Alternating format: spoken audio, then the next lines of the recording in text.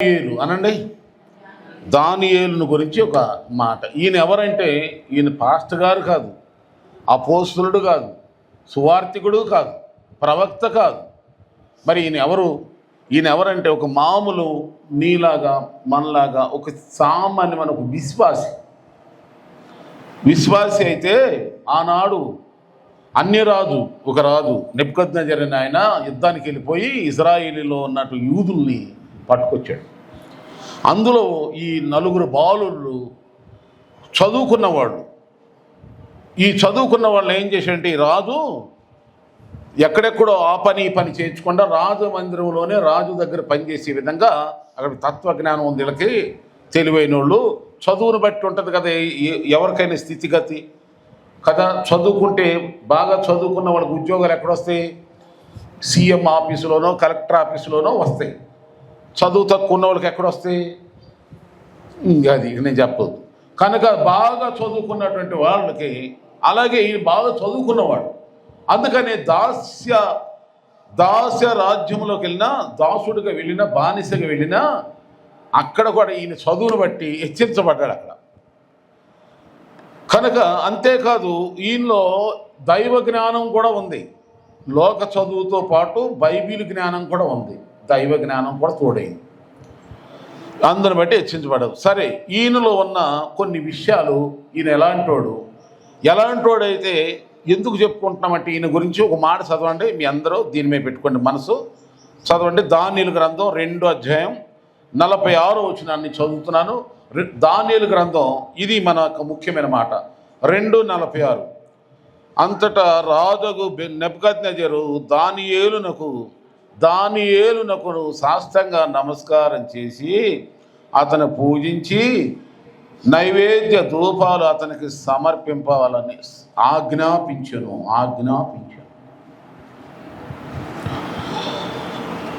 నెబుకద్నెజరు అనే రాజు దానియేలుకి సాష్టాంగ నమస్కారం చేసి అతన్ని పూజించి ధూపద్రవ్యాలు దానియేలుకు సమర్పించండి అని ఆజ్ఞాపించాడు. దానియేలు ఇక్కడ రాజు చేత నమస్కారాలు పొంది రాజు చేత పూజలు అందుకుంటున్నాడు. సామాన్యంగా నెబుకద్నెజరు రాజు వాళ్ళ దేవతలకు తప్ప వేరే వాళ్ళకి ఎవరికి నమస్కారం చేయడు. కానీ అలాంటోడు ఒక బానిసగా వచ్చినటువంటి, ఒక దాసుడిగా వచ్చినటువంటి దానియేలు ముందు సాష్టాంగ నమస్కారం చేసి దేవునికి చేయవలసిన ఆ పూజలు ఈయనకి చేస్తున్నాడు. ఏంటి ఈయన గొప్పతనం? ఈయనకైనా ఆస్తులు ఉన్నాయా బబులోను దేశంలో? ఈయనకైనా బంగారం ఉందా? ఈయనకైనా పేరు ప్రఖ్యాతులు ఉన్నాయా? ఈయనకైనా చిరాస్తులు ఏమైనా ఉన్నాయి? అక్కడ పొలాలు, తోటలు ఉందా? ఆస్తులు ఉన్నాయా? ఏమి బానిస, దాసుడు. అలాంటి వాడు రాజుని తన ఎదుట మోకాళ్ళు వేసేలాగా చేసుకోగలిగాడు. రాజు నమస్కారం చేసేలాగా బ్రతికాడు. రాజు వచ్చి పూజించే విధంగా ఆయన ఉన్నాడు. రీజన్ ఏంటి అసలు? చూద్దాం. ఆయనలో మొట్టమొదటి లక్షణం ఏంటంటే, బైబిల్లో చూస్తే దానియేలు గ్రంథం త్వరగా చెప్తున్నానండి. దానియేలు గ్రంథం 1:3-15 వరకు మనం చదివేసుకుంటే దానియేలు ముఖమంట ఎలాంటిదంటే కలగాను. ఆయన ముఖం ఎలా ఉందంటే సౌందర్యంగాను ఉంది. కలగాను సౌందర్యంగా, ముఖము కలగాను సౌందర్యంగా. పూర్వకాలం ఎంతో కాలం కాదు, మా తల్లిగారి కాలం ప్రార్థనలకు వెళ్ళి వచ్చేవాళ్ళు స్త్రీలు. చదువు ఉండేది కాదు, కానీ మా అమ్మ అంటే ఇక్కడ చదువుకుందిలే. చదువు లేనటువంటి వాళ్ళు కూడా ప్రార్థనకి వెళ్ళేటప్పుడేమో కొంచెం బిక్క ముఖం వేసుకుని వెళ్ళేవాడు. ప్రార్థన నుండి వచ్చేటప్పుడు ఎలా వచ్చేవాడు అంటే ముఖాలు కలకలాడుతూ వచ్చేది.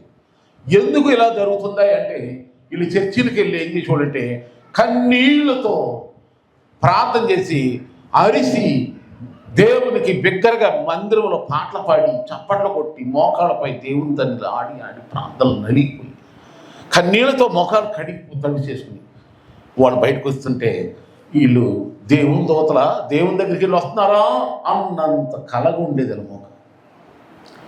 ఆమేన్. మరి మనం కూడా ముఖాలు కలగా ఉండాలంటే లోకములో ఎన్నెన్నో ఉన్నాయి. అన్నిటికంటే కూడా క్రీముల కంటే కూడా సౌందర్య ఈ సంబంధమైనటువంటి ఎన్ని రాసినా, ఎన్ని చూసినా, ఎన్ని సిద్ధపాటు చేసుకున్నా అసలైన కళ దేవుని ద్వారానే కలుగుద్ది. ఆ కళ ప్రభువులో మన గుండెల్లో ఉన్నాడు అనుకోండి, మన ముఖం ఎప్పుడు ప్రకాశిస్తూనే ఉంటుంది, మన ముఖం ఎప్పుడు విలసిస్తూనే ఉంటుంది. అసలు సౌందర్యం మన ముఖానికి ఏంటంటే, అసలైన సౌందర్యం నువ్వు నల్లగా ఉన్నావా, ఎర్రగా ఉన్నావా, ఎట్లా ఉన్నావా, ఇవన్నీ అనవసరం. మొట్టమొదటిగా మన ముఖంలో ఎన్ని భాగాలు ఉన్నాయి చూడండి.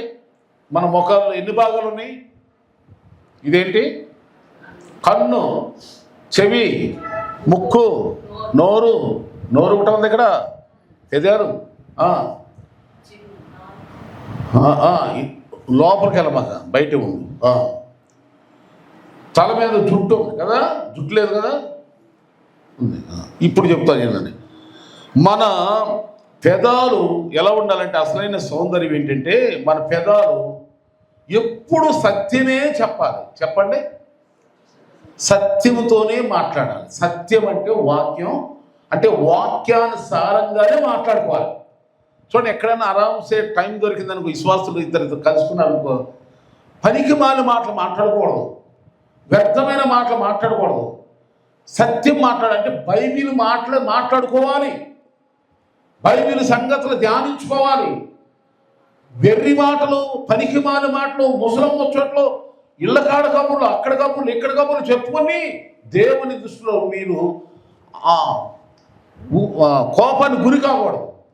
కనుక మన పెదాలు అందమైన ముఖములో, అసలైన దేవుని దృష్టిలో అందమైన ముఖం ఏదంటే నీ పెదాలు సత్యమే అనమాట. అదే సమయంలో అబద్ధాలు ఎప్పుడు చెప్పకూడదు, సత్యమే మాట్లాడాలి, సత్యమే.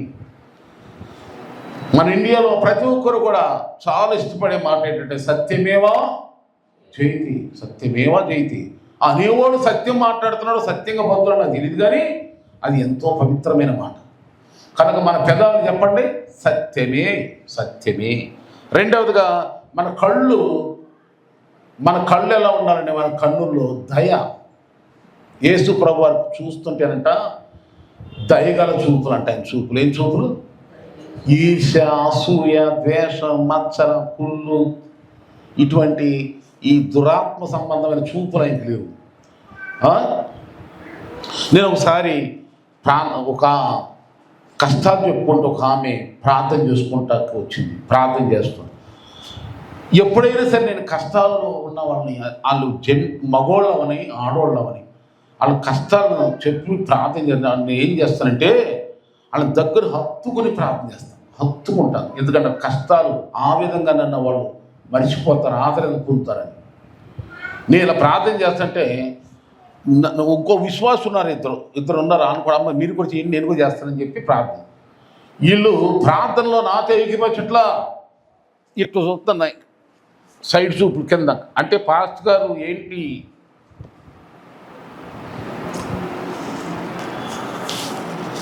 వంకర చూపులు, అసూయ చూపు. అంటే ఇక వాళ్ళ మీదే చేసి వాళ్ళనే ఎప్పుడు అలా చేయాలా, ఇంకోళ్ళ మీద చేస్తే వీళ్ళకి కుళ్ళు.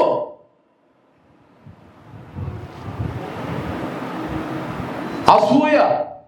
నీ కళ్ళు ఎప్పుడు కూడా ఎవరు చూసినా ఎలా ఉండాలి? నీ నేత్ర చెప్పండి దయ. కాసేపు నిన్ను ఇంకా చూడాలనిపించాలి ఎవరికైనా. వంకర చూపులు, అసూయ చూపులు, ద్వేషం చూపులు, మత్సర చూపులు. ఎవరన్నా పచ్చగా ఉంటే ఓర్చుకోలేవు, ఎవరన్నా హ్యాపీగా ఉంటే ఎంజాయ్ చేస్తూ ఉంటే వాళ్ళని చూసి భరించలేవు. ఇద్దరు కలిసి మాట్లాడు అనుమానిస్తావు, దరిద్రం. నీ కళ్ళు ఎప్పుడు కూడా దయగలిగిన చూపులు చూడు. వాళ్ళు దేని గురించి మాట్లాడుకున్నారు, ఇలాంటి కష్టంలో ఉన్నారు, ఇలా బాధలు ఉన్నారు, పోనీ వాళ్ళు హ్యాపీగా ఉన్నారా, ఓకే ఉండని, దేవుడికి మహిమ కలుగుతారు. ప్రభు వాళ్ళని అలాగే ఉంచిన ఆయన స్తోత్రం. ఇంకా ఉండాలి ప్రభు హ్యాపీగా. ఇది దయగల నీ చూపులు అలా ఉండాలి. అదే అందమైన ముఖం. చేతులు ఎప్పుడు దానం చేసే విధంగా ఉండాలి. కలిగిన దానిలోనే దానం చేసేది ఉండాలి. చేతులు బిగించుకోవటం కానీ, చేతులు కొందరు ఇవ్వటం ఇష్టం ఉండదు. ఇక కనుక పుచ్చుకున్నట్టు కంటే ఇచ్చుట ధన్యత కనుక ఇచ్చే విధమైన వాళ్ళకే దేవుడు ఇస్తూ ఉంటాడు. ఆమేన్. నువ్వు ఇస్తూ ఉంటేనే ఇస్తాడు. నీళ్ళు తోడతానే ఉంటేనే ఊరతా ఉంటాయి వాటర్. ఆమేన్. అలాంటి వాళ్ళకే దేవుడు ఎత్తున్నారు. నేను చెప్పేది బైబిల్ సంబంధమైన మాటలు కనుక. తర్వాత ముఖానికి ఎప్పుడు కూడా ఇందాకే చెప్తున్నాను, ముఖంలో ఎప్పుడు కూడా చిరునవ్వుని తొలగించమాకండి. ఆమె ఏడుపు ముఖం పెట్టుకుని నిన్ను ఎవరేమో ఓదార్చరు, ఎవరు ఓదార్చరు. నేను కన్న తల్లి కూడా ఏడుపు ముఖం ఉందానా, నేను చెట్టు కన్నాను పో దరిద్రురాలా అంటాడు. కన్నవాడు అంటారు, ఎవరు అనక్కర్లా. కనుక చిరునవ్వు. తర్వాత ఇంకేముందండి, నీ తల వినండి, తల ప్రార్థనలో ఉన్నప్పుడు నీ తల తడవాలి. పని చేసేటప్పుడు చెమట కారుతూ ఉంటుంది, ఇది సహజం. ప్రార్థన అంటే పని కాదా? ప్రార్థనలో నీ తల ఇప్పుడేం తడిసిందా? ఎక్కడుందండి బైబిల్లో ఈ మాట అంటారా? ఇర్మియా గ్రంథం 9వ అధ్యాయం మొదట్లో ఉంటుంది ఈ మాట. కళ్ళమ్మడి కన్నీరు వస్తే తల అంతా తడిసిపోతుంది. 9వ అధ్యాయం మొదట్లోనే ఉంది, చూసుకోండి. ఆమె తర్వాత ఇక చెవుల గురించి చెప్తా. చెవులేమో ఎప్పుడైనా చెడు వినకూడదు. ఎవరి గురించి చెడు చెప్తున్నారు వినమాకండి. చెడు చెప్తుంటే చెవులను ఎక్కబోసుకుంటారు, ఎవరి మీద చాడీ చెప్తుంటే. అమ్మ నాకు వద్దురేమో, నాకు టైం లేదు, వద్దురే బాబు తర్వాత చూసుకుంటాం, వెళ్ళిపో, తప్పించుకో. ఇన్నంత మాత్రం నీకేమైనా వస్తుందా? చెప్పినంత మాత్రం నాకేమైనా వస్తుందా? కనుక ప్రియాదేను, ఇది తలకు నీ ముఖం కలగా ఉండాలంటే ఈ నేను చెప్పినటువంటి ఈ సూత్రాలు మీరు పాటించండి. ఆమేన్. ఈ 7 విషయాలు చెప్పేసాను, 6 విషయాలు చెప్పినట్టున్నాను. కనుక ఈ ముఖ సౌందర్యం, నీకు ముఖం ఎప్పుడు కలగండి. దేవుని దృష్టిలోనూ అందంగా ఉంటుంది, మనుషుల దృష్టిలోనూ కలగా ఉంటావు. ఏమంటే దానియేలు ముఖము చూసే దృష్టిలో ఎలా ఉన్నాడంటే కలగాను సౌందర్యంగాను. మరి ఈ లోకంలో ప్రతి ఒక్కరూ కూడా ఇందాక మొదట్లో చెప్పుకున్నాం, సంతోషంగా ఉండండి, ఆనందంగా ఉండాలి. ముఖం ఎప్పుడు కూడా సమాధానంగా ఉండాలి. మనం చూస్తే కాసేపు ఆదరణ పొందాలి, ఎవరైనా కాసేపు మాట్లాడాలి మీతో, కాసేపు ఉండండి, నుంచోండి, కూర్చోండి, ఎలమకండి.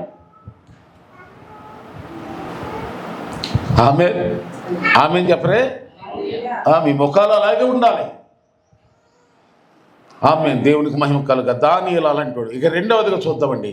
దానియేలు 1:8, దానియేలు గ్రంథం 1:8 ఏముంటుందంటే, భోజనం విషయంలో చాలా మెలుకుగా ఉన్నాడు, భోజనం విషయంలో చాలా అలర్ట్గా ఉన్నాడు అన్నమాట. అంటే రాజుగారు తెలివితేటలతో విగ్రహాలు కల్పించినటువంటి ఆ బలులు పశుబలులు ఉంటాయి కదా, విగ్రహాలు కల్పించిన పశుబలులతో మాంసంతో రాజభోజనం చేయించి వీళ్ళకి ఆ విధంగా వీళ్ళని విగ్రహారాధన చేత అపవిత్రపరచాలనుకుంటాడు రాజు. కానీ దానియేలు ఏమంటే, మాకు రాజభోజనం వద్దయ్యా, మాకు శాఖాధాన్యాలు కావాలి, మా ముఖాలు ఎప్పుడు ఇంకా ఎలాగుంటాయి, ఇంకా కలగుంటాయి, ఆ మాంసం మేము తినమని తప్పించుకుంటారు, మాకు వద్దని. ఆమె మాకు వద్దు, అలవాట్లేదని ఏమన్నా తప్పించేసుకున్నాడు. ఎందుకంటే అది పలానా చోట నుండి వస్తుందని తెలుసుకుని జ్ఞానంతో తప్పించుకున్నాడు భోజనం విషయంలో. ఆమె 27వ అధ్యాయం సామెతల గ్రంథం మీరు చదివితే తర్వాత చదువుకోండి. కొన్ని చోట్ల మనం భోజనానికి వెళ్ళినప్పుడు కొంతమంది పైకి తిను అంటారంట, కానీ లోపల మాత్రం ఏం చేస్తారంట, లెక్కలు వేసుకుని అబ్బో అంత తింటున్నాడా అని చెప్పి ఏం చేస్తారు. కనుక అందుకే యేసు ప్రభువు ఏమన్నాడు, నువ్వు తిండిపోతూ అయినట్లయితే నీ గొంతుకి కత్తి అడ్డం పెట్టుకున్నాడు. అంటే అర్థం ఏంటి, సావనన్న సావు కానీ తిండి గురించి మాత్రం ఎక్కడ కూడా తృణీకరింపబడమాక, ఎక్కడ అసహించుకునేలా ప్రవర్తించమాక. భోజనం అనేది పవిత్రమైంది. అందుకని అన్నము ఏమంటారు, పరబ్రహ్మ, దాన్ని ఏమంటారు, కూర్చోండి, అన్నము భోజనం పరబ్రహ్మ అంటారా, పరబ్రహ్మ. భోజనం పవిత్రమైంది, నీకు తిన్నంత దేవుడు నీకు ఇస్తాడు, ఎక్కడో తినాల్సిన అవసరం లేదు. చూడండి, మాయదారి చెడ్డ అలవాటు ఏంటంటే, ఎక్కడన్నా కూటం పెట్టుకుని ప్రార్థన పెట్టుకుని వాళ్ళకున్న సంతోషం చేత వచ్చారు, మన ఇంటికి వచ్చారు, ప్రార్థించి వెళ్తానని చెప్పి మంచిగా భోజనం సిద్ధపరిచి వడ్డించారు, అంతటితో తృప్తి పడేవాళ్ళు. ఇళ్ళకి పారిసింది, ఇక హోటల్ ప్రార్థనకి వెళ్ళినప్పుడు ప్రార్థన చేసి వచ్చేవాడు ప్రార్థనకి నీకు ఇస్తారు తప్ప నీకు ఇచ్చినంత వరకు తీసుకుని వెళ్ళాలి. కానీ ఆ భోజనం దగ్గర మళ్ళీ ఇంకోసారి అలాంటి వాళ్ళు కుటుంబ ప్రార్థన పెట్టుకోవాలన్నా భోజనం పెట్టాలన్నా భయం వేసిపోతుంది. భోజనము దగ్గర చీ అనిపించుకోమాకండి. పాడు బతికేందుకు బతిమలాడించుకోండి. నువ్వు భోజనం చేయబోతే ఊరుకోను, చెయ్యి పట్టుకుని కాళ్ళు పట్టుకుని కూర్చో, తినబోతే ఊరుకోను అనేలాగా ఉండను. కానీ భోజనం చండా పనులేంటి, తిండి లేదా దేవుడు ఇవ్వట్లేదు నీకు? ఏదో ఒక్క పూటకెళ్ళి అక్కడ 2 సార్లు కంచాలు లేపినంత మాత్రం నీ ఆకలి తీరిపోతా? భోజనము దగ్గర మనము పవిత్రత పాటించుకోమగాక. అదే పవిత్రత అంటే. ఎవరు ఇది అవ్వకూడదు. మళ్ళా కొంచెం మళ్ళా రావాలి, ఈయన పిలవాలి భోజనానికి అని నాగా భోజనం. అది పవిత్రత భోజనం దగ్గర. ఇక 3వది చూసుకోండి. దానియేలు గ్రంథం 6:4 చూస్తే, దానియేలు గ్రంథం 6:4 ఏముందంటే, దానియేలు మీద తన తోటి ఉద్యోగస్తులు ఆయన మీద నెపమేయాలని ఏదో ఒక తాటే కట్టాలి, ఏదో ఒక నింద మోపాలి, ఏదో ఒక అపవిత్రత పరచాలని నింద మోపన ప్రయత్నం చేస్తుంటే, అక్కడ బైబిల్ ఏం చెబుతుందంటే, మీరు చదువుకుంటే వెళ్తే 6:4 దానియేలు అంట నమ్మకస్తుడై లంచం తీసుకోవటం కానీ ఎక్కడ కూడా డ్యూటీలో రిమార్కు లేకుండా డ్యూటీలో నమ్మకంగా ఉన్నాడంట. ఎవరు తోటి ఉద్యోగస్తులు కానీ ఎవరు కూడా తన మీద నేరం మోపడానికి వీలు లేకుండా, అవకాశం లేకుండా తనకిచ్చిన వృత్తిలో నమ్మకస్తుడు. ఆమేనండి. చాలామంది నేను ఈ విషయం చెప్తా సంతోషిస్తాను. క్రైస్తవులు దేవుని బిడ్డలు ఏమని చెప్తారంటే, సెక్యూరిటీ గార్డే కానీ ఆఫీసర్ల చేతి కింద, అధికారుల చేతి కింద, కంపెనీ ఓనర్ల చేతి కింద పనిచేసేట్లు క్రైస్తవులు ఇచ్చే నాకు సాక్ష్యం చెప్తారు. అది చెప్తున్నారు, ఎంతో పురకరిస్తామని. పాస్టర్ గారు, మా ఓనర్ గారికి నేను ఎంతో నమ్మకం అండి. ఏంటయ్యా అంటే, తాళాలన్నీ నా చేతికి ఇస్తాడు. తాళాలన్నీ అక్కడ క్యాష్ ఉండ, అది కూడా సారు ఆ తాళం మర్చిపోయారు సార్, ఇది కూడా క్యాష్ ఉంచు, నీ దగ్గర ఉంచితే నేను నా దగ్గర ఉన్నట్టే అంటాడు. ఎంత నమ్మకం ఉంది! అది చాలా మంచి సాక్షి. ఆమె నమ్మకం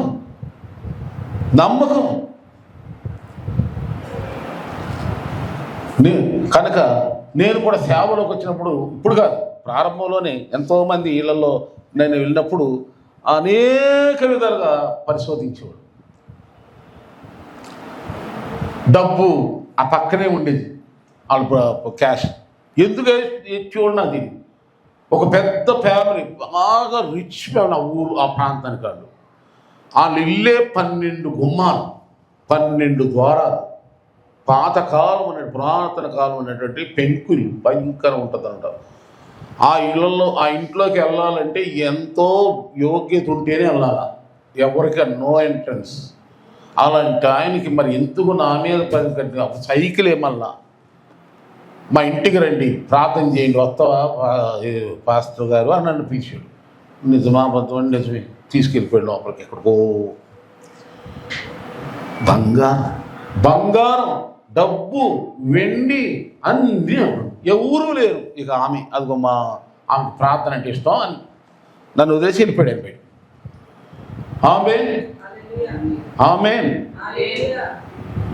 ప్రార్థన చేశాను, భోజనం చేశాను, తిరిగి మెల్లగా వచ్చేస్తాను. ఆమె ఏమి ఇవ్వాల నేను అడుగుతాను అనుకుందో ఏమో, అడుగుతాను అనుకుందేమో, కానుక ఇవ్వేమా అని అంటాను అనుకుంది, అడగలే, వెళ్ళిపోతాను. ఇక ఆయన అక్కడ గుమ్మంలో ఉండి ఆయన అడిగాడు, మా వాళ్ళు ఇది పెట్టారండి, నేనేమో మాట, ఆయనేమో లోపలికి వెళ్ళి బయటకు వెళ్ళి ఉండండి అని చెప్పి ఆయనే కాను పెట్టాడు. ఆయన అన్న మాట ఏంటంటే, చాలామంది వెళ్తూ ఉంటారు, వస్తూ ఉంటారు, మేము వద్దన్నా కానీ వాళ్ళు ఏం చేస్తారంట, మేము వాళ్ళు అసలు పట్టించుకోరంట. కానీ వాళ్ళే నమస్కారాలు పెట్టి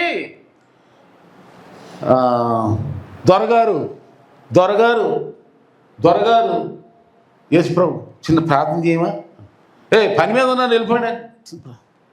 సరే పోనీ చేశారు, చేసినాక వెళ్ళిపోలేను, చేసినాక కానుకేం ఇవ్వరా అని అడుగుతారండి. సిగ్గు కాదు, సిగ్గు కాదు. ఆ మాత్రం సేవ ఎందుకు చేయలేరా బాబు మీరు? నేను అసలు రెక్కి చేసేవాడు కాదు. నేను సైకిల్ మీద ఉన్నప్పుడే, పల్లెటూరులో సేవ చేసేటప్పుడే టక్ చేసుకునేవాడిని. అవునా కదా అని తెలుసు. నన్ను పిలిచింది, నన్ను పోషించింది, నాకు డబ్బు ఇచ్చేవాడు, ధనం ఇచ్చేవాడు, ఐశ్వర్యం ఇచ్చేవాడు, సమస్తం దారాలకు ఇచ్చేవాడు. నన్ను పిలిచింది ఆయన, పరలోక దేవుడు.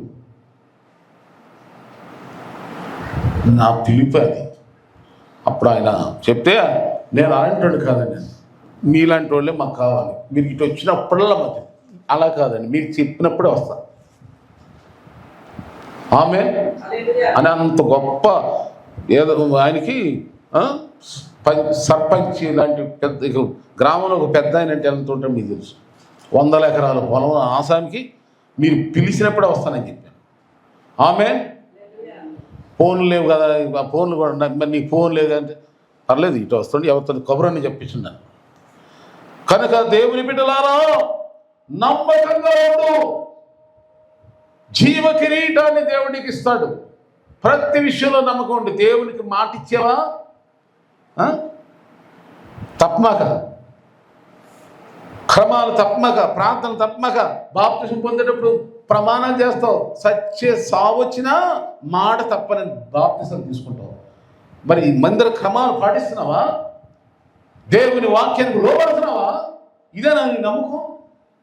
దాని నమ్మకస్తుడండి. ఇంకా చాలా చెప్పొచ్చు. కానీ ఇక 3వ గుణం ఏంటంటే ఆయనలో, 4వ గుణం చెప్తున్నాను. 4వ గుణం ఏంటంటే ఆయన బుద్ధి, ఆయనలో ఉన్న జ్ఞానం అంట అక్కడున్న వాళ్ళలో ఎవరికి లేదంట. 6:1-3 కూడా చదువుకున్నట్లయితే దానియేలు గ్రంథంలో దానియేలు శ్రేష్టమైన బుద్ధి కలిగినవాడు. అబ్బా, మనలో ప్రత్యేకంగా చూడాలి, దేవునికి మహిమ కలుగాక. ఆయన బుద్ధి వేరు, ఆయన మంచి వేరు, ఆయన మాట వేరు, ఆయన ప్రవర్తన వేరు. అమ్మ చాలా మంచిది, అలాంటి వాళ్ళలాంటిది కాదు, వీళ్ళలాంటిది కాదు, ఈమె ప్రత్యేకమైంది అని మన గురించి చెప్పుకోవాలి. మన మనసు, మన బుద్ధి అంటే ఏముంది? మాట, చేత, క్రియలు, ప్రవర్తన, మన బుద్ధి అదేగా బయటపెట్టేది. ఆమె కనుక మంచి బుద్ధితో అనండి. ఏ బుద్ధి అండి? మంచి బుద్ధి. సుబుద్ధి అనండి. మంచి బుద్ధి అన్న సుబుద్ధి అన్న ఒకటే. మంచి స్వభావం, మంచి హృదయంతో జీవించండి. నీ జ్ఞానం ఎంతో శ్రేష్టంగా ఉండాలి, పవిత్రంగా ఉండాలి, ప్రత్యేకంగా. లోకంలో ఎంతోమందికి ఎన్నో రకాలైన జ్ఞానాలు ఉన్నాయి. మన జ్ఞానం అందరిని మించిపోయిన జ్ఞానం కలిగి ఉందో కాక. ఈ జ్ఞానాన్ని వివరించాలంటే చాలా సమయం పడుతుంది నాకు. బైబిల్ ఏం చెప్తుందంటే, జ్ఞానాన్ని సంపాదించుకో.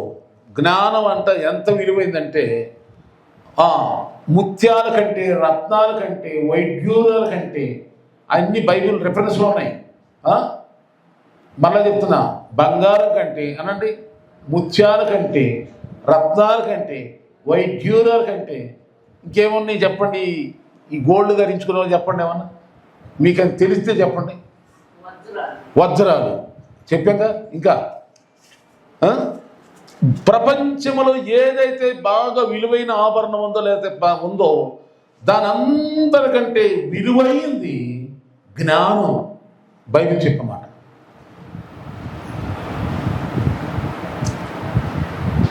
అందుకని బైబిల్ చదవాలి. దేవునికి స్తోత్రం. నాకు సంతోషం ఉంటుంది ఈ మాట చెప్పండి. మా అమ్మ పిచ్చలోకంలో 6 రోజులు మరి ఎందుకో బైబిల్ చదవకపోతే ఊరుకునేది కాదు. ఈ మాటలు అనేది నాకు ఈ సామెతలు కదా బాగా చదివేదామే. నేను తర్వాత చదువుతూ ఉన్న ఈ మాటలన్నీ కూడా ఆమె చెప్పినాను. జ్ఞానం గొప్పది. అందుకని సొలొమోను ఏమని అడిగాడు చెప్పండి? జ్ఞానం కావాలి. అందుకే చూడండి, ఆయన వంటి వాడు అంత ముందు కానీ తర్వాత కాలంలో కానీ సొలొమోను వంటి రాజు పుట్టలేదు, పుట్టబో. యేసు ప్రభుతో ఇక ఆయన మించినవాడు ఇక ఎవరు లేరు. ఆమేన్. చెప్పండి, జ్ఞానం సంపాదించుకుంటారా? జ్ఞానం జ్ఞానం జ్ఞానం శ్రేష్టమైన జ్ఞానం.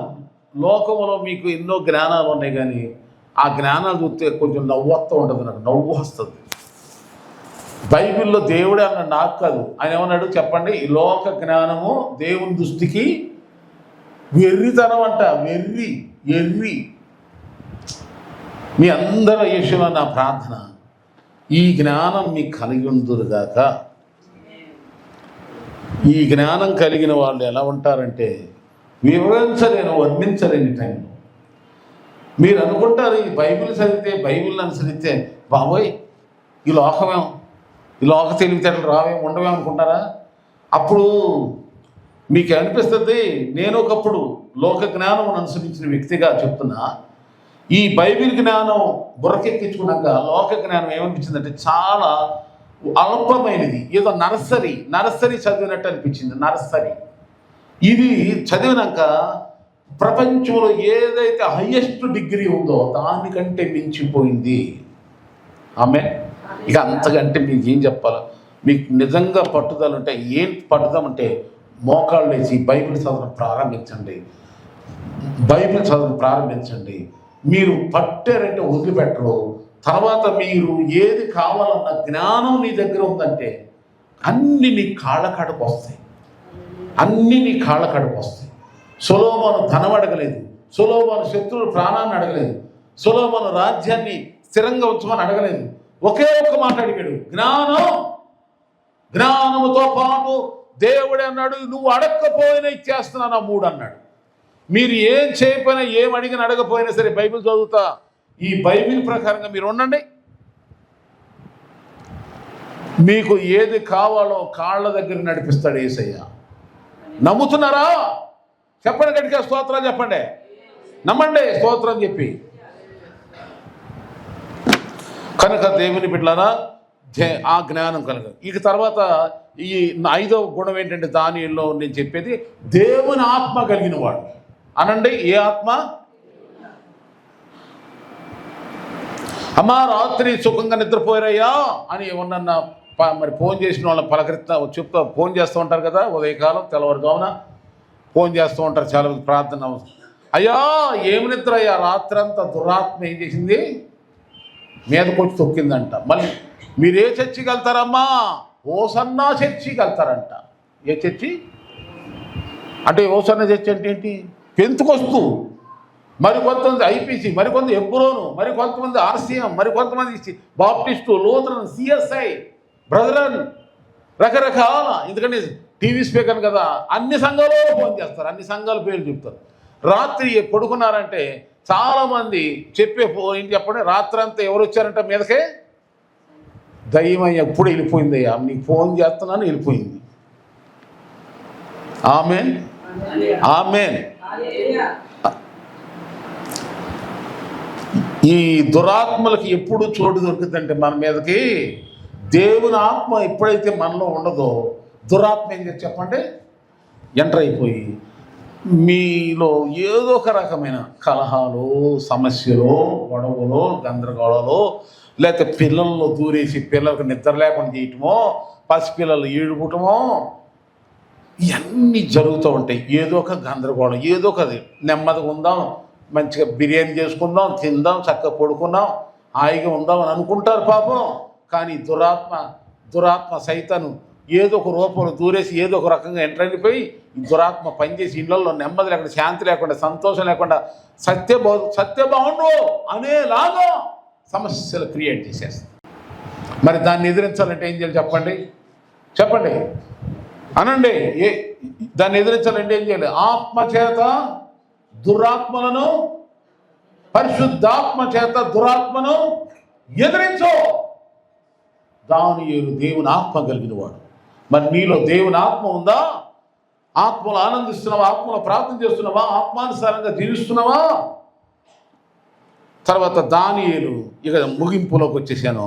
ఈ తర్వాత అక్కడ మనం చూస్తే 6:22 ఏముంటుందంటే 6:22 దానియేలు గ్రంథం 6:22 దేవుని దృష్టిలో నిర్దోషి, దేవుని దృష్టిలో, యెహోవా దృష్టిలో. ఎందుకు నిర్దోషి అని అక్కడ రాయబడిందంటే మనుషుల దృష్టిలో భక్తులు ఆ కాలం నుండి ఈ కాలం వరకు దేవుని బిడ్డలు, భక్తులైన విశ్వాసులైన వాళ్ళు ఎలా కనపడతారంటే ఒక సమయంలో లోకం దృష్టిలో నేరస్తులుగాను, ఎర్రోళ్ళుగాను, తెలియనోళ్ళుగాను, పిచ్చోళ్ళుగాను, ఏదో దేశ చట్టాన్ని మన దేశ చట్టాన్ని మనం ధిక్కరిస్తున్నామేమో అనేటువంటి విధంగా మనం నేరస్తులుగా చూస్తాం.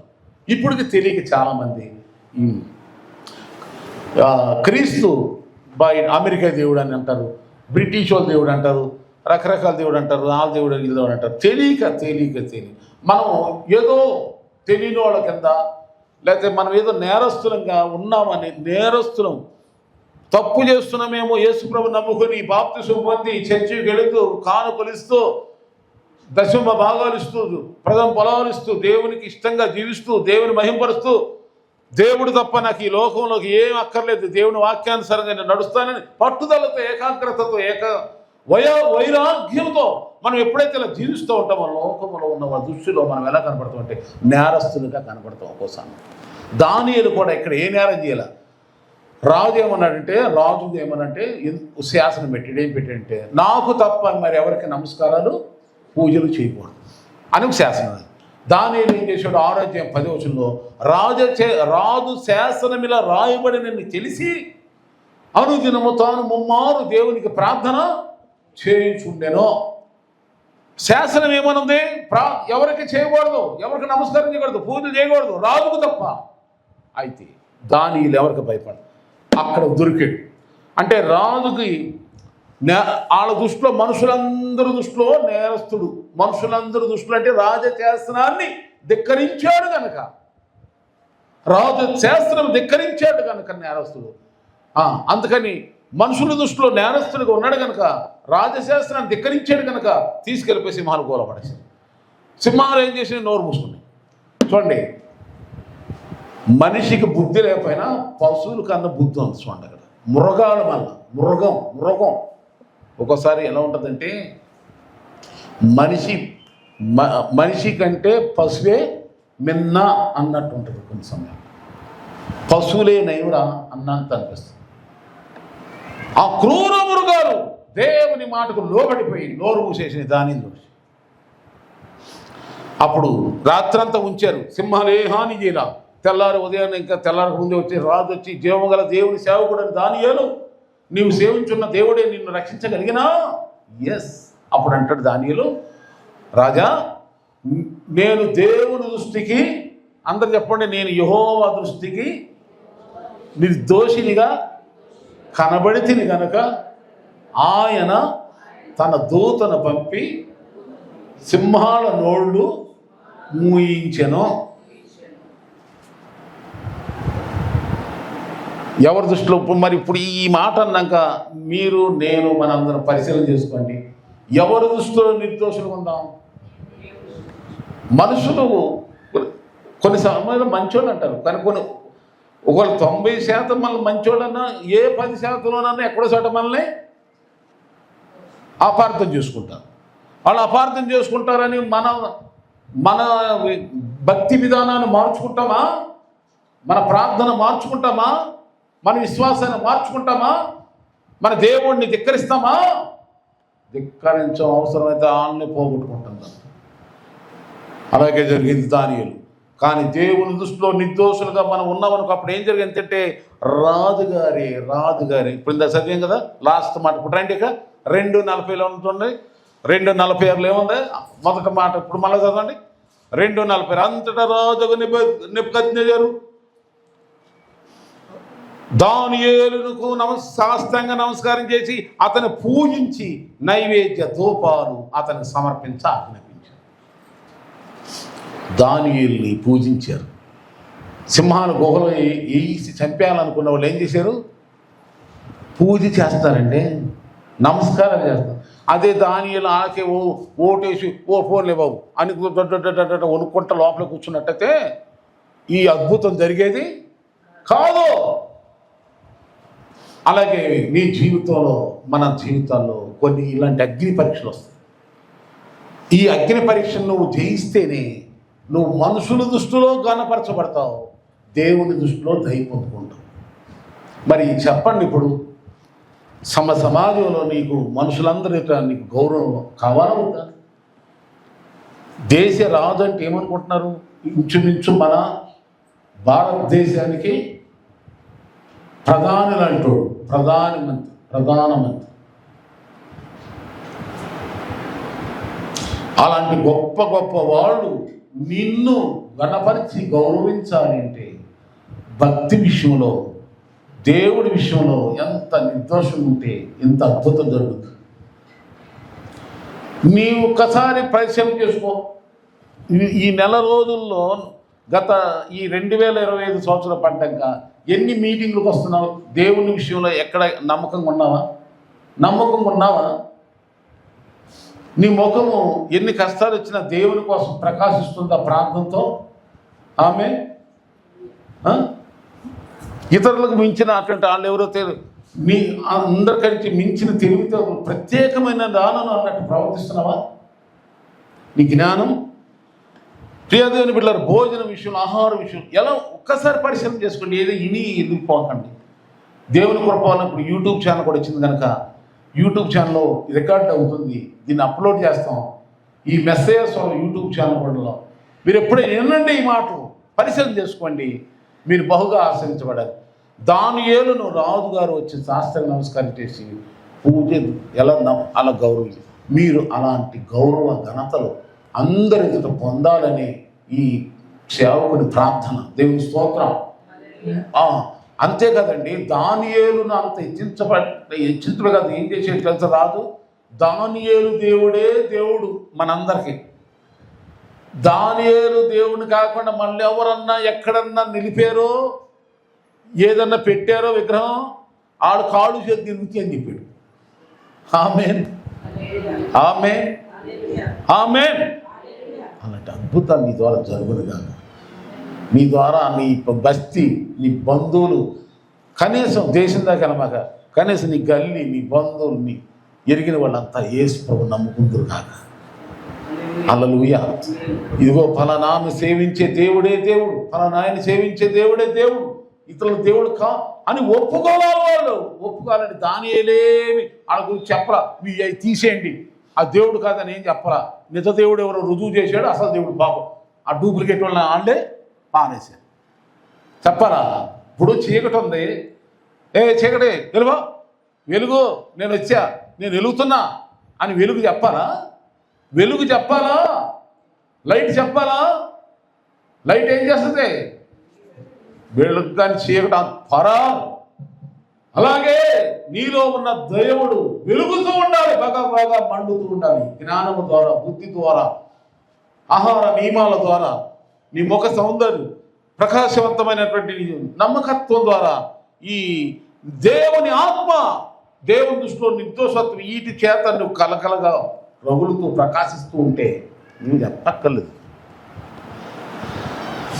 దేవుడే నీ ద్వారా మహిమ పొందుతాడు. నీ ద్వారా దేశాలు మారుతాయి, రాష్ట్రాలు మారుతాయి, గృహాలు మారుతాయి, బంధువులు మారుతారు, అనేక మంది మారిపోయి ప్రభు దగ్గరికి వస్తారు.